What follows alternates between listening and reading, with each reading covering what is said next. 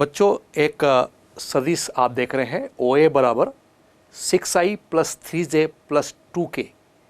इस सदिश का मीनिंग समझने के लिए हम चलते हैं आकाश में। ओ बिंदु है जिसको मूल बिंदु कहते हैं और एक्स डायरेक्शन में हमने एक्स एक्सिस को खींचा और वाई दिशा में वाई एक्सिस है जो उसके लंबवत है और जेड अक्ष भी एक दोनों अक्ष पर लंबवत है। अब कल्पना करिए कि आपको मालूम है कि एक्स अक्ष की दिशा में एकांक सदिश आई कैप होता है और वाई अक्ष की दिशा में एकांक सदिश जे कैप होता है और जेड अक्ष की दिशा में जो मात्रक सदिश है यूनिट वेक्टर होता है वो के कैप होता है। अब एक्स एक्सिस पर कोई निर्देशांक हम ले लें p जिसके निर्देशांक है 6 0 0 और वाई एक्सिस पर हम कोई बिंदु ले लें उसके निर्देशांक है 0 3 0 और जेड एक्सिस पर r एक निर्देशांक ले लें जिसके निर्देशांक है 0 0 2।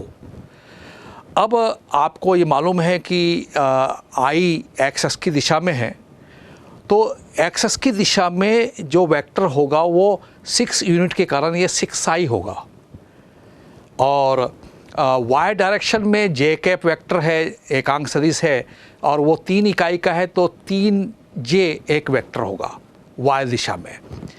तो एक तल में हमें एक वेक्टर मिलेगा जो ये तल है एक्स वाई तल, उस तल में हमें 6i प्लस 3j एक वेक्टर मिलेगा और S से हम जेड एक्स दिशा में जेड एक्स की दिशा में एक वेक्टर खींचेंगे जिसकी लंबाई 2 है तो 2k कैप होगा। तो इस प्रकार से हम एक आकाश में एक ट्रायंगल दिख रहे हैं OSA।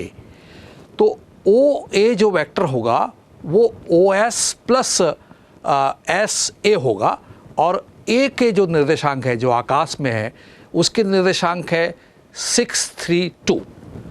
तो O मूल बिंदु से उस OA को मिलाने से जो वेक्टर मिलेगा OA वो 6i plus 3j plus 2k होगा। यहाँ हम ये समझ रहे हैं कि 6i plus 3j plus 2k उस घनाभ का विकर्ण है जिसकी 3 संलग्न कोरों के अनुदिश वेक्टर हैं 6i 3j 2k।